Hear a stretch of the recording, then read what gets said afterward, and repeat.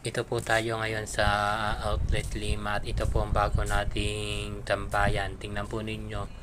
At tayo po ibababa at para videohan natin yung mga view po dito sa Outlet Lima po.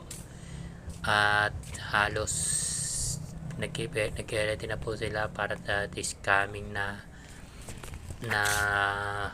napupuntahan po ng mga tao dito sa sa outlet po. Tingnan po ninyo po, ayun po, naglalagad na po tayo at pinibidyo na po natin ang mga magagandang rides. Yan, tingnan po ninyo.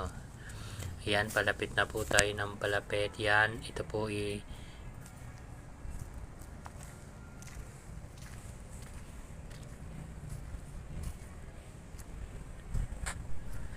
na po, tingnan nyo po yung mga ano, ayan po, oh, ang ganda po ng ano, ng baligid niya na po. Yan, nandito na po tayo sa boat na kung saan para po ay nakasakay sa bangka. At yan na po, diretso na po tayo.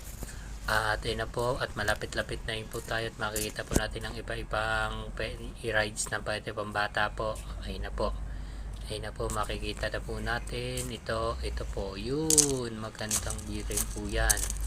At ang kasunod ko naman ito ay yung basketball po na kung saan maraming naglalaro po at pwedeng mag-shooting. Ito po ay yung, yan po, yan. Nakikita na po ninyo yung court na yan, yung basket. Yan, tingnan po ninyo yan. Diretso na po tayo dyan. Ayan o, ito po mga bagong itatay ko po. Ayan naman po yung mga pambata po na ride na paikot-ikot po. Ayan na po, naglalagad-lagad na po tayo dyan mga kaibigan, mga tropa. Kaya po ako sa inyo, pumunta na po kayo dito sa outlet kapag po na-open na po ito. At check na po mag-enjoy po kayo kasama ng inyong mga pamilya at mga anak. At ito po ay inahanda na po.